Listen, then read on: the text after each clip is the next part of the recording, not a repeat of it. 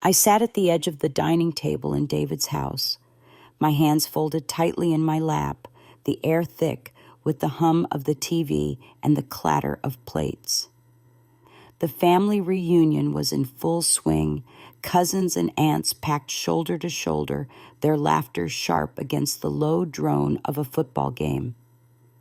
My fingers brushed the small wooden box on the table, its surface worn smooth from years of handling.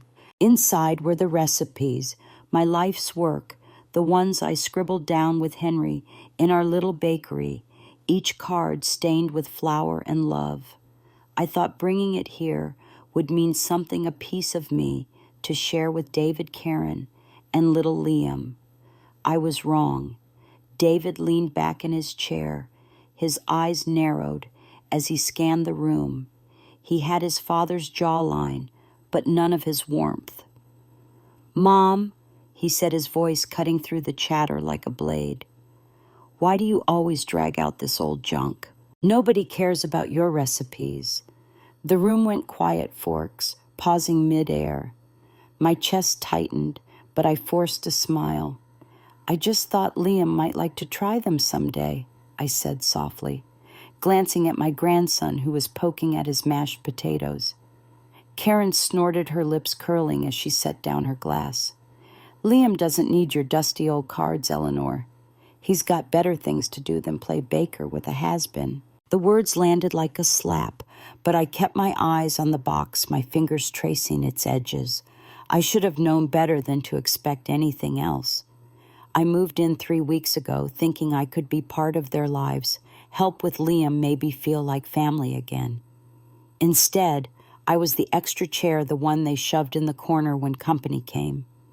David's Aunt Clara, sitting across from me, opened her mouth to speak, but Karen cut her off. "Honestly, Eleanor, you're just a burden, dragging us down with your whining and your useless trinkets. Why don't you sell that junk and help with the bills for once?" My throat burned, but I swallowed the sting. I wanted to say I paid for David's college, that I sold my mother's ring to keep the bakery afloat when he was a kid. I wanted to say I wasn't here to beg, but the words stayed locked inside, heavy as stones. David leaned forward, his voice low and cold. "You know, Mom, if you can't pitch in, maybe you shouldn't be here at all. It's not like you're doing anything useful." The cousins looked away, their plates suddenly fascinating.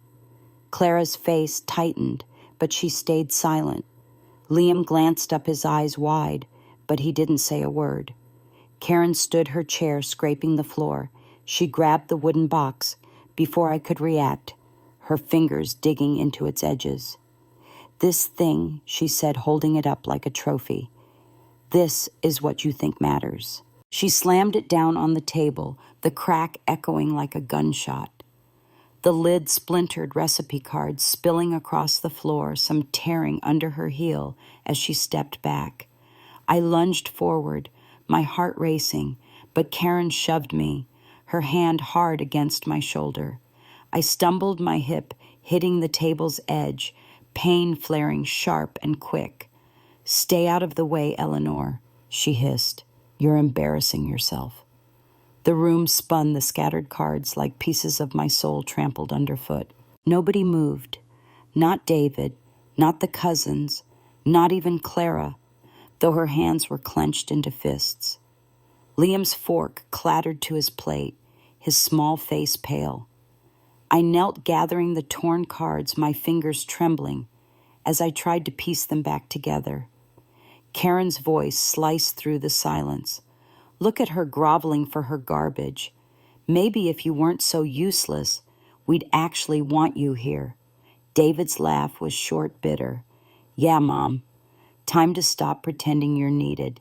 I stood, the cards clutched to my chest, my hip throbbing, my eyes burning with tears I refused to let fall.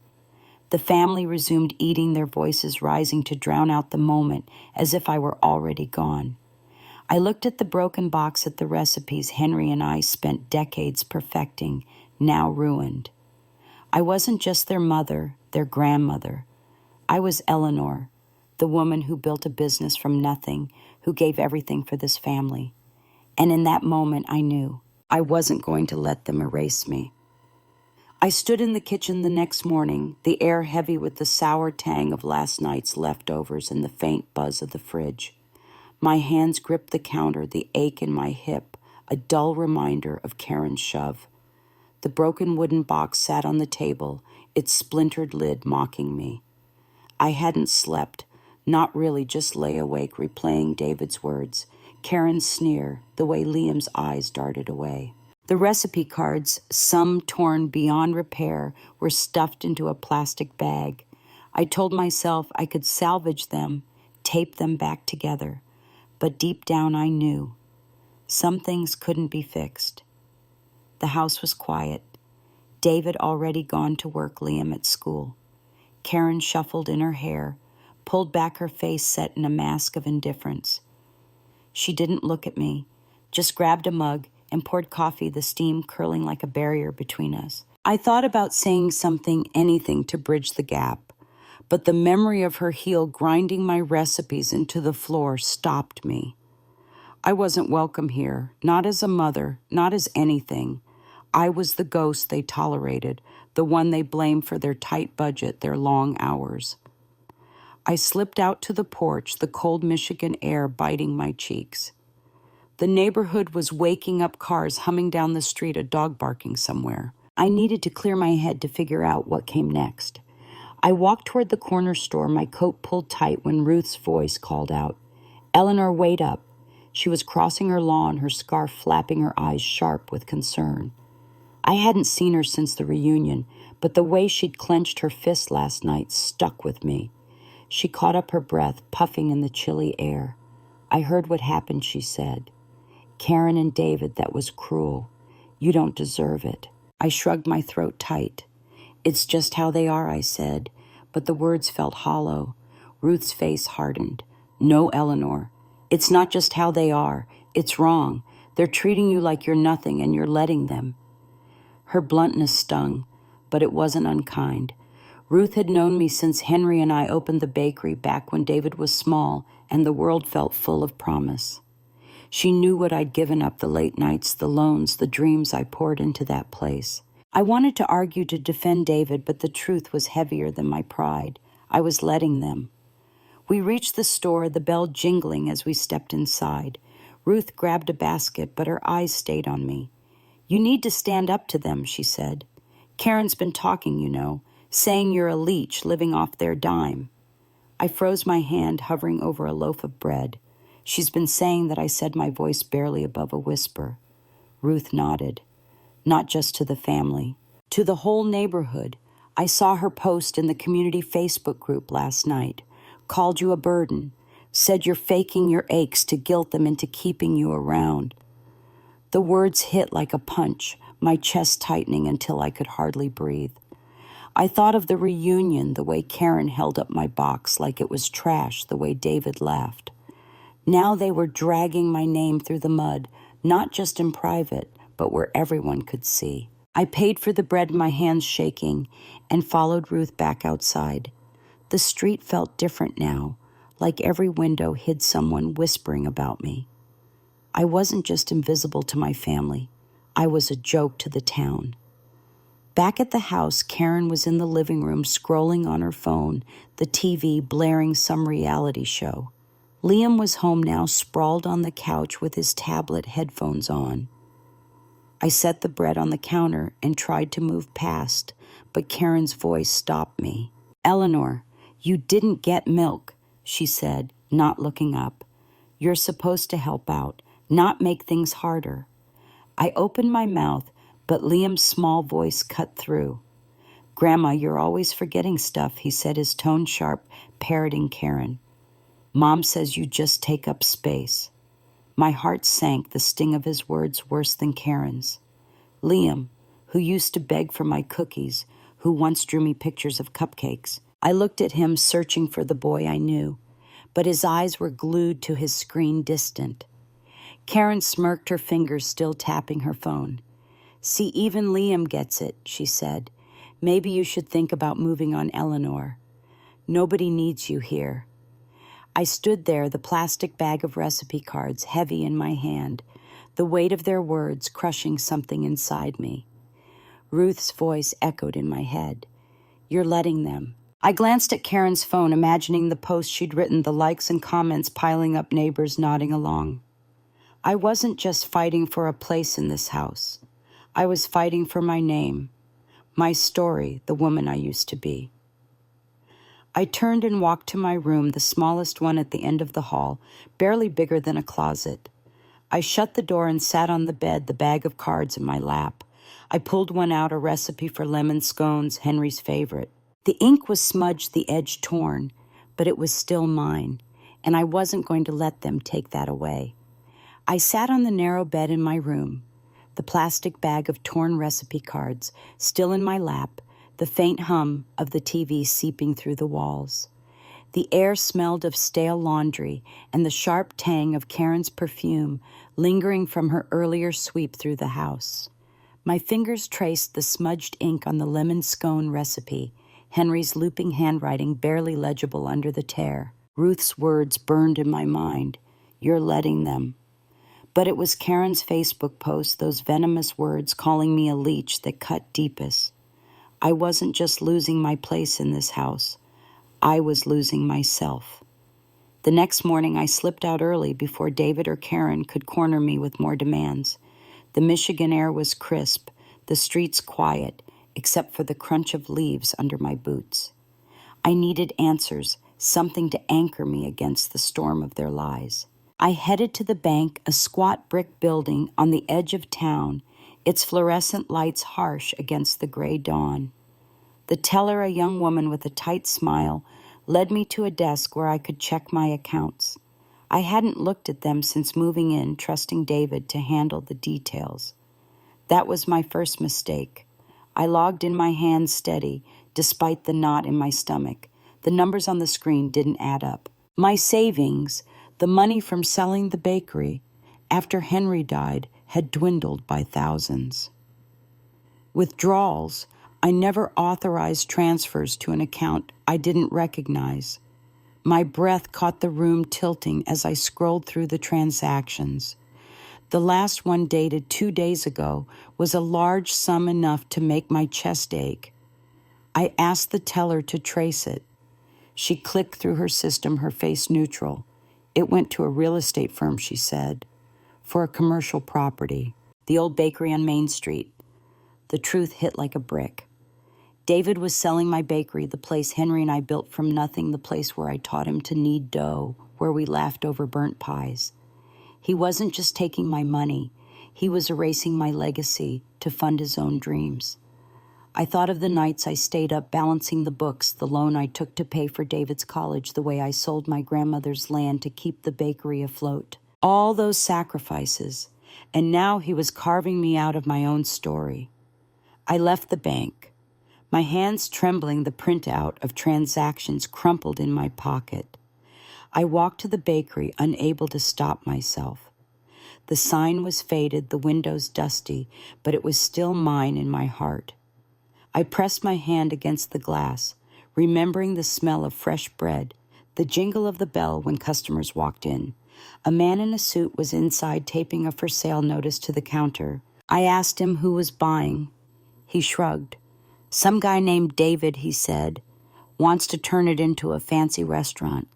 Got a big loan lined up, but he's rushing the sale. My knees buckled, but I caught myself against the wall. David wasn't just selling it. He was using my money to do it, money he stole, while calling me a burden. I thought of Karen's post, the neighbor's whispers, the way Liam echoed her cruelty. They weren't just pushing me out. They were rewriting my life to suit their own. I walked back to the house, the cold biting deeper, now my mind racing. I needed to act, but the weight of it all, the betrayal, the years of giving everything to David held me down. When I got home, Karen was in the kitchen chopping vegetables with sharp, angry cuts. She didn't look up. You're late, Eleanor, she said. I needed you to watch Liam, but you're too busy wandering around, aren't you? I stood in the doorway, the bank printout burning a hole in my pocket. I found out about this bakery. I said, my voice low but steady. David's selling it, using my money. Karen's knife paused, her eyes flicking to me, cold and calculating. So what, she said. You weren't using it. Someone's got to make something of that dump. Her words were a blade, twisting deeper with every syllable. You don't get to decide that, I said, my voice rising despite myself. That bakery was my life. I built it for David, for this family. Karen laughed, sharp and bitter. You built it for yourself, Eleanor. Stop pretending you're some saint. You're just a washed-up old woman clinging to the past. I stepped forward, my hands clenched, but she turned back to her cutting board, dismissing me. Get over it, she said. David's moving on, and you should too. I retreated to my room, the printout still in my hand, Karen's laughter echoing in my ears. I opened my phone, the Facebook group glaring back at me. Karen's post had new comments, neighbors piling on one, saying I faked my struggles to mooch off David, another claiming I took loans to fund his education, twisting my sacrifice into a weapon. The betrayal wasn't just in the house anymore. It was everywhere, spreading like poison. But as I stared at the screen, something shifted inside me. I wasn't going to let them bury me. Not my name, not my bakery, not my life. The bank printout was still in my pocket, its edges crumpled from my grip as I stepped into the real estate office on Main Street. The air smelled of ink and old carpet, the fluorescent lights buzzing faintly overhead. My heart pounded, but my steps were steady. I spent the night staring at my phone, Karen's Facebook post burning in my mind, the comments twisting my sacrifices into lies. David's betrayal, selling my bakery with my own money, was a wound too deep to ignore. I wasn't going to let them erase me. Not anymore. The agent, a brisk woman with a clipboard, looked up as I entered. I told her I wanted to buy the bakery, the one on Main Street, before the current buyer closed the deal. She raised an eyebrow, checking her notes. That property's under contract, she said. David Thompson, right. He's got a loan pending, but it's not final. I leaned forward, my voice calm but firm. I have cash, I said. My savings, what's left of it. I want it now. She hesitated, then nodded. Cash moves faster, she said. If you can cover the full amount, you might beat him out. I signed the papers, my hands steady despite the weight of what I was doing. The savings I'd guarded for years, the last piece of Henry and me, poured into reclaiming what was mine. It wasn't just about the bakery. It was about my name, my work, the woman I still was. By noon, the agent confirmed the seller accepted my offer. The bakery was mine again, snatched from David's grasp. I felt a spark of something I hadn't in years. Not hope, not yet, but power. The kind that comes from standing up. I walked to David's house. The Michigan wind sharp against my face, the printout still tucked in my coat. The neighborhood was quiet. Kids playing in a yard nearby. Their laughter a stark contrast to the storm inside me. I didn't knock when I got there. I used my key, stepping into the living room where Karen was folding laundry. David sprawled on the couch with his laptop. Liam was at the kitchen table coloring. They froze when they saw me, the air thickening with tension. I held up the printout, my voice even. I know you took my money, David, I said. You used it to try buying my bakery, but I bought it back. It's mine now. David's face went slack, his laptop sliding to the cushion. Karen dropped a shirt, her eyes narrowing. You're lying, she said, stepping toward me. You don't have that kind of money. I met her gaze, unflinching. I did, I said. And I don't owe you anything. Not a cent, not a roof, not my life. Karen's face twisted, her voice rising. You selfish old hag, she spat. You think you can just waltz in and ruin our plans. David's trying to build something, and you're tearing it down. She lunged forward, shoving me hard against the dining table. My back hit the edge, pain flaring as a framed photo of Liam toppled to the floor, the glass shattering. Liam gasped, his crayons rolling off the table. David stood, his hands raised, but he didn't move to stop her. "Mom," he said, his voice tight, "you can't do this. We need that place." I straightened, ignoring the ache in my spine. "You needed my money," I said. "You needed me to be small, to be nothing. But I'm not." I pulled out my phone, my fingers moving before I could second-guess myself. I opened the community Facebook group, typing fast. "David and Karen took my savings to buy my bakery," I wrote. "They called me a burden broke. My keepsake pushed me out. I'm taking it back." I hit post, my heart racing as the screen lit up with notifications. Karen grabbed her phone, her face paling as she read. "You posted that," she said, her voice a hiss. "You're trying to ruin us." She stepped closer, her hand raised, but Liam's voice cut through, small and trembling. "Stop it, Mom," he said, clutching his drawing. "Grandma's not bad." Karen turned on him, her eyes flashing. "Be quiet, Liam," she snapped. "You don't know anything." I looked at my grandson, his face crumpled, and something in me hardened. I wasn't just fighting for me. I was fighting for the truth he deserved to see. David grabbed his phone, scrolling, his jaw tight. "People are commenting," he said. "They're calling us thieves. Mom, you can't just do this." I met his eyes, my voice steady. "I already did," I said. "You made your choices. Now live with them." I turned to leave, the broken glass crunching under my boots, Liam's quiet sobs following me out. The door closed behind me, and for the first time in weeks, I breathed. I wasn't free, not yet, but I was done being their shadow. The bakery was mine, and so was my voice.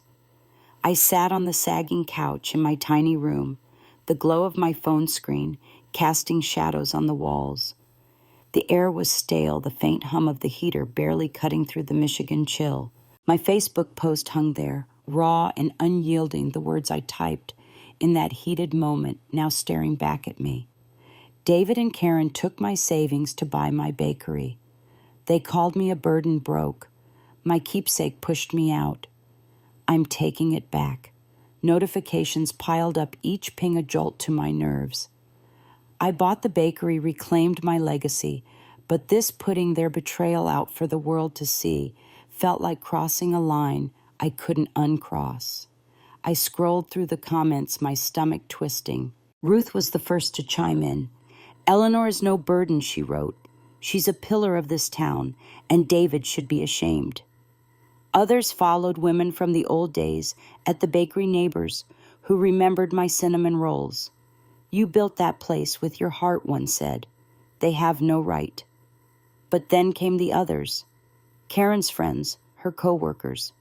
"She's lying," one wrote. "Eleanor's just bitter, stirring up drama to hurt a good family." Another was worse. "I heard she faked her struggles to mooch off David," they said, echoing Karen's post. "She even took loans to pay for his college, then held it over his head." That last comment stopped me cold. My sacrifice, the years I scraped by to give David a future, twisted into a weapon against me. I remembered the bank visits, signing for loans while Henry was sick, telling myself it was worth it for my son. Now it was ammunition in their war to bury me. My hands shook as I set the phone down, the weight of their lies pressing harder than Karen's shove. I thought going public would feel like victory, but it felt like standing naked in a storm, every eye judging every word, cutting. The next day, I walked to the corner store, needing air, needing anything to dull the noise in my head. The town felt different now, like every glance held a verdict. At the checkout, the cashier, a woman I'd known for years, avoided my eyes. "I saw your post," she said, her voice low. "Didn't know things were that bad." I nodded, unsure if she was on my side or just curious. Outside, Ruth was waiting, her scarf bundled tight. "You stirred up a hornet's nest," she said, her tone half admiration, half warning. Karen's fighting back. "Posted again last night. Says you're a liar out to destroy their family." I followed Ruth to her house, my legs heavy, and she pulled up the group on her tablet. Karen's post was a wall of venom. Eleanor's always been selfish, she wrote. She's spinning lies to ruin us, to take away our chance at a better life. She's no victim, just a bitter old woman who can't let go. The comments were a mix, some defending me, others piling on. She's tearing apart her own son, one said. What kind of mother does that? My throat tightened, the sting of those words, worse than I expected. I wasn't trying to destroy them. I was trying to survive. Ruth put her hand on mine, her grip firm. You did the right thing, she said. They don't get to hide what they did, but you need to be ready. This isn't over. I nodded, but my mind was elsewhere, replaying Liam's sobs as I left the house, the way he clutched his drawing. I didn't want to hurt him, but I couldn't keep swallowing their poison to spare his feelings. I thought of the bakery, the keys now in my pocket, the chance to rebuild. It was mine, but this fight, this public brawl, was costing me something I couldn't name. Back at David's house, the tension was thick, the air heavy with unspoken rage. Karen was in the kitchen, her phone in hand, typing furiously. She didn't look up as I passed, but her voice was ice. You're enjoying this, aren't you, Eleanor, she said, making us look like monsters. I stopped my hand on the doorway. I didn't make you anything, I said. You did that yourselves. She slammed her phone down, her eyes blazing. Keep it up, she said. You'll see what happens when you cross us. I retreated to my room, the door clicking shut behind me. My phone buzzed, another comment on my post, this one from a stranger. Eleanor's telling the truth, they wrote. I saw Karen throw out her old recipes like trash. I stared at the words, a small lifeline in the chaos. The town was splitting, some seeing me as the woman who fought back, others as the villain tearing her family apart. I didn't know which I was anymore, but I knew one thing. I wasn't going back to being invisible. The bakery was mine, and so was this fight, no matter how ugly it got.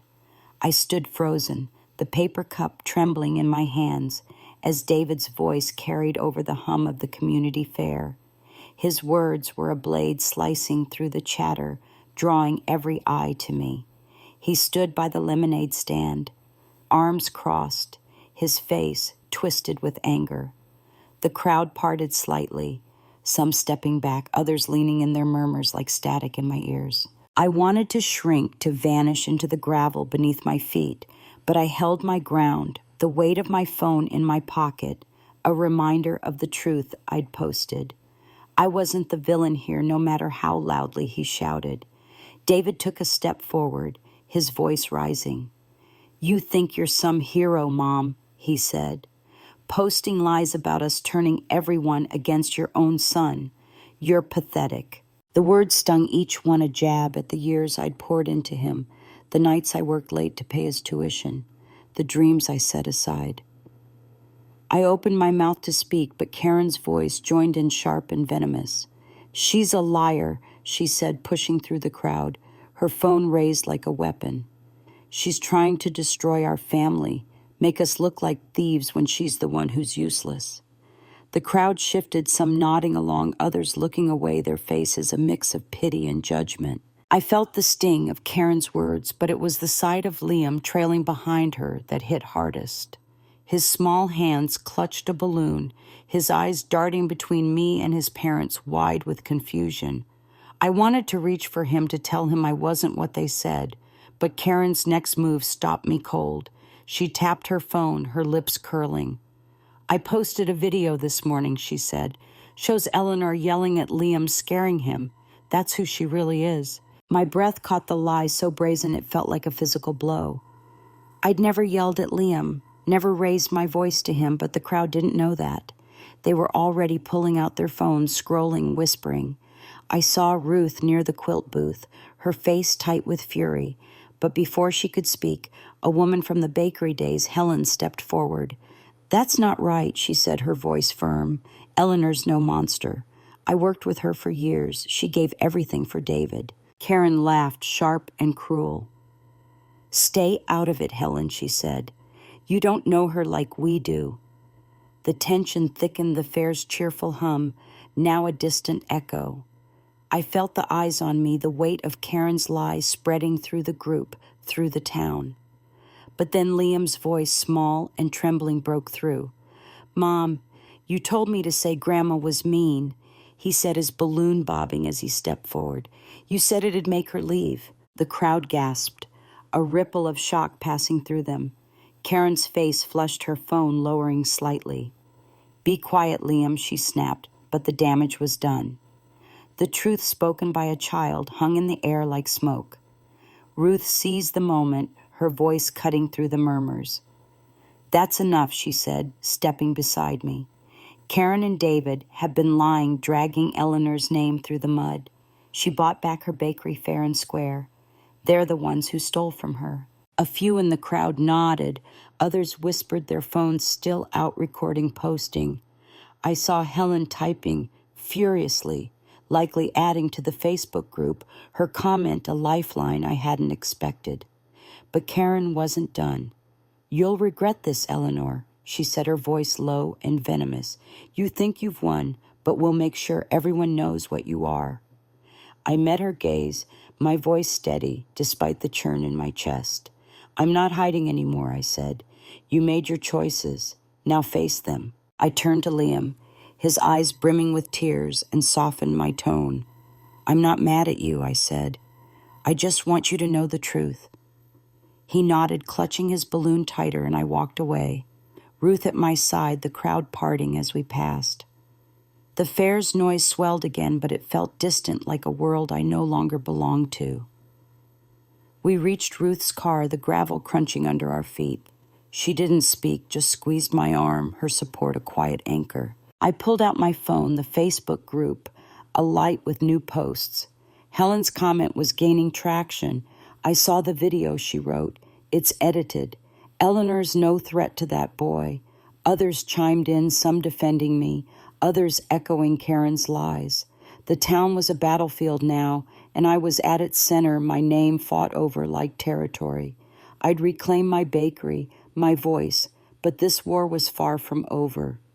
Karen's video, Liam's confession, the crowd's divided stares, they were all proof. I was standing up, but the cost was higher than I'd imagined. I stood in the middle of the community center, the air warm with the scent of brewed coffee and the soft whir of sewing machines.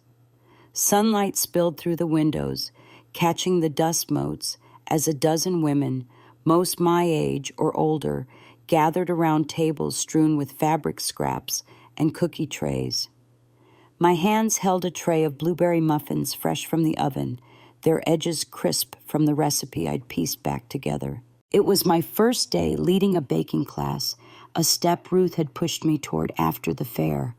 The Facebook war still raged, Karen's video, and Liam's confession splitting the town, but here in this room I felt something new, a flicker of purpose. The women smiled as I passed out muffins, their chatter light, their eyes kind. Helen from the fair was there, her hands deft with a rolling pin. "You're a natural, Eleanor," she said, her voice steady. "This place needs you." I nodded, the weight of her words settling deep. I'd spent weeks fighting to reclaim my bakery, my name, but this was different. This was building something, not just taking it back.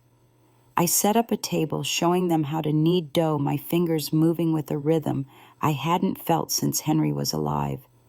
For the first time in months, I wasn't just surviving, but the outside world didn't let me forget.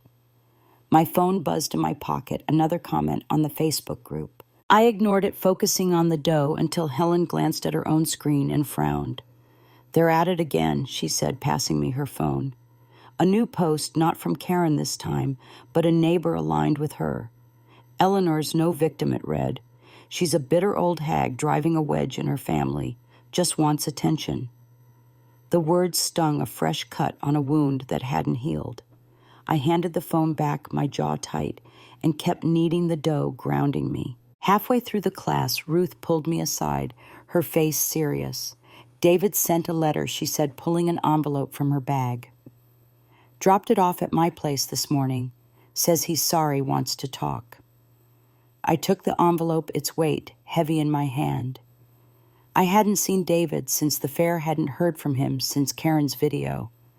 Part of me wanted to read it to believe he meant it, but another part, the part that remembered his laughter as Karen smashed my keepsake, held back. I tucked it into my pocket, unopened. "I'm not ready," I said. Ruth nodded, her eyes soft.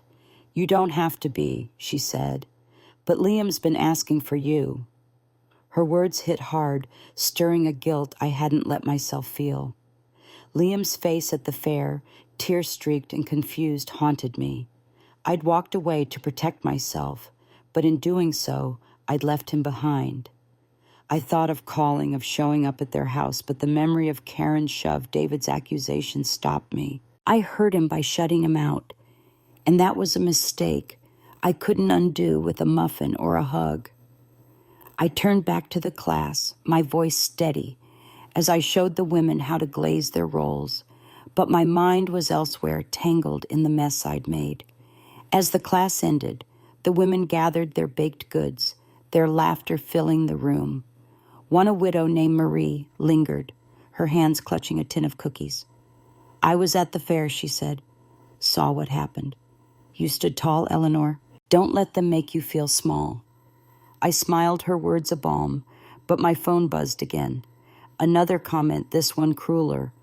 "Eleanor's just a spiteful old bat," it read, "kicking her family when they're down."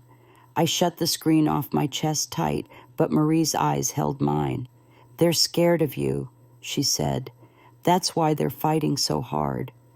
I walked home alone, the letter still unopened, the community center's warmth fading with each step. The Michigan dusk was cold, the streets quiet except for the crunch of leaves. I thought of the bakery, now legally mine, its ovens waiting to hum again. I thought of the women in the class, their hands learning what mine had known for decades. I'd started something, a small spark of a new life, but the cost was heavy. David's letter, Liam's absence, the town's divided voices, they were all part of it. I reached my room, the envelope heavy in my pocket, and set it on the dresser, still sealed. I wasn't ready to forgive, but I was ready to keep going. The bakery, the class, the women, they were mine now, and no one could take that away. I stood behind the counter of my bakery, the air rich with the scent of warm bread and the soft hum of the oven. The Michigan morning light filtered through the freshly cleaned windows, catching the gleam of the new sign above the door. Eleanor's Pastries, it read, simple and mine. The shelves were stocked with muffins and scones recipes I'd salvaged from memory after Karen destroyed my keepsake. It had been 2 weeks since I led the baking class at the community center, 2 weeks since David's unopened letter landed on my dresser. The Facebook group still simmered with arguments, but I'd stopped checking. I was done fighting their war. This bakery, this life was my answer. The bell jingled, and Karen stepped inside, her face pale, her usual sharpness dulled. I froze my hands, gripping a tray of cookies, the memory of her shove her lies flashing through me. She didn't meet my eyes, just set a small paper bag on the counter. "I owe you an apology," she said, her voice low, almost breaking. "I was wrong, Eleanor, about everything." I looked at the bag, my heart pounding, but I didn't reach for it. She took a breath, her words spilling out. "I burned some of your recipes," she said. "Not just broke the box. I burned them to hurt you, to make you leave. I thought it'd fix things for us." The confession hit like a stone, heavy and cold. I'd known the box was ruined, but this deliberately torching pieces of my life with Henry was a betrayal I hadn't imagined. My hands tightened on the tray, the cookies trembling slightly. "You didn't just hurt me," I said, my voice steady despite the ache. "You hurt Liam, teaching him to lie, to hate me. You hurt David, pushing him to take what wasn't his." Karen's eyes glistened, but she didn't argue. "I know," she said. "I'm trying to make it right, but I don't expect you to forgive me." I set the tray down, my mind racing. Forgiveness wasn't something I could give, not now, maybe not ever. The bakery was mine, the community center classes were thriving, and I'd found a place among women who valued me. Karen's apology, sincere or not, couldn't undo the scars. "I'm not here to fix your mistakes," I said. "You and David made your choices. Live with them." She nodded, her shoulders sagging, and left without another word, the bell's jingle echoing in the quiet. Later that day, I opened the paper bag she'd left. Inside was a small tin of homemade cookies, Liam's clumsy handwriting on a note. "Sorry, Grandma." It read, "I made these for you." My throat tightened, the memory of his tearful face at the fair flooding back. I'd shut him out, too hurt to reach for him, and now he was reaching for me. I set the tin on the counter, next to a photo of the community center women, their smiles wide, as they held up their first loaves. Liam's cookies didn't erase the pain, but they were a thread fragile, but real to a boy I still loved. Ruth stopped by that afternoon, her scarf bright against the gray sky. She saw the tin, the note, and raised an eyebrow. "Karen came here," I said. "Admitted she burned my recipes. Wants forgiveness." Ruth snorted, leaning on the counter. "She's got nerve," she said. "But Liam's note, that's something else. You going to write back?" I nodded, my fingers brushing the note. "For him," I said, "not for them." Ruth smiled, her eyes warm. "You're building something here, Eleanor," she said. "Not just a bakery, a legacy." I closed the shop as the sun dipped low, the last customer leaving with a bag of rolls. Alone, I swept the floor, the broom's rhythm steadying my thoughts. Karen's confession had shaken me, but it also clarified something. I didn't need her guilt or David's letter to move forward. The bakery was alive again, its ovens warm, its shelves full. The women at the community center were my family now, their hands learning what mine had taught. I thought of Henry, how he'd grin seeing me here, and of Liam, his cookies a small bridge to a future we might still share. I locked the door and stepped into the cold, the town quiet around me. The Facebook group could rage on the neighbors, could whisper, but I was done being defined by their words. I'd lost David and Karen maybe forever, but I'd gained something greater. A life that was mine, built on my terms, with room for those who saw me as I was. Liam's note stayed in my pocket, a reminder that some bonds could mend, but only if I chose to let them. I stood at the front of the community center, a tray of warm cinnamon rolls on the table beside me, their sweet scent mingling with the faint hum of chatter. The room was packed, chairs filled with women from my baking classes, a few men, even some kids, their faces lit by the soft Michigan sunlight streaming through the windows. It was my first talk, a last-minute idea from Helen to share my story, not just of the bakery, but of everything. The fights, the lies, the reclamation. My hands trembled slightly, but I gripped the edge of the table, grounding myself. This wasn't about winning. It was about being seen. I started speaking, my voice steady, tracing the years with Henry, building the bakery. From a dream, the sacrifices for David, the loans, the late nights. I spoke of moving in with him, hoping for family, only to find myself called a burden. My keepsake shattered, my savings stolen. I told them about Karen's betrayal, burning my recipes to punish me, and the Facebook war that split the town. The room was quiet, eyes locked on me, some glistening with tears. I paused, my gaze falling on Ruth, her nod urging me on. "I'm not a hero," I said.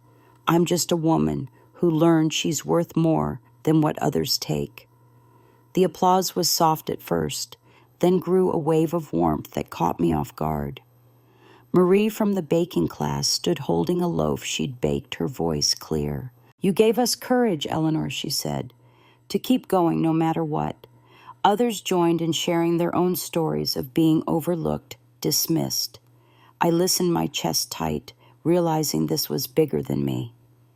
The bakery, the classes, this moment. They were a new kind of legacy, one built on shared strength, not just flour and sugar. Later, as the crowd thinned, Ruth handed me an envelope, her eyes gentle. "Another one from David," she said. "Came this morning. Says he's trying to change for Liam for himself." I took it heavier than the last and slipped it into my pocket, still unopened. I'd read Karen's confession, felt the sting of her burning my recipes, but David's words were a door I wasn't ready to walk through.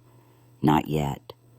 I thought of Liam's cookies, his note, the fragile thread we were weaving. That was enough for now. A slow mending, not a full return. As I cleaned up, a young girl from the crowd, maybe 10 shyly, offered me a drawing, a crayon sketch of a bakery with a smiling woman out front. "It's you," she said, her voice soft. "My grandma says you're brave." I smiled, tucking the drawing into my bag, my throat tight. I walked to the bakery, after the evening air crisp, the town quiet. Inside, I found a package on the counter, no note, just a small notebook. I opened it, my breath catching. Liam's handwriting, clumsy but clear, filled the pages with a new recipe, a cookie he'd made up. "For Grandma's shop," he wrote. I traced the words, my eyes stinging. Then I saw it tucked between the pages, a single line from David, not in a letter but scrawled like an afterthought. "I tried to erase your name from the bakery's records," he wrote. "I'm sorry." The words hit hard, a final betrayal I hadn't known, but they didn't break me. I'd already taken my name back, painted it on the sign, baked it into every loaf. David's regret was his to carry, not mine, to fix. I set the notebook beside Liam's cookie tin, a small shrine to what could still grow. I locked up, stepping into the night, the stars sharp above. The Facebook group had quieted the town, settling into its new rhythm, some still whispering, others stopping by the bakery with smiles. I'd lost David and Karen, maybe forever, but I'd gained Helen Marie, the women who filled my classes, the kids who drew me pictures. I thought of Henry, how he'd laugh seeing the shop alive again, and of Liam, his recipe, a promise of something new. My life was mine now, not perfect, but whole. Back home, I taped the girls' drawing to the bakery's wall next to a photo of my first class, their hands dusted with flour. I wrote a note to Liam, short and simple. "Your cookies are perfect," I said. "Come by and we'll bake them together." I sealed it, set it by the door, and stood in the quiet, the oven's warmth still lingering. This was my place, my story, and no one could take it away. Not anymore.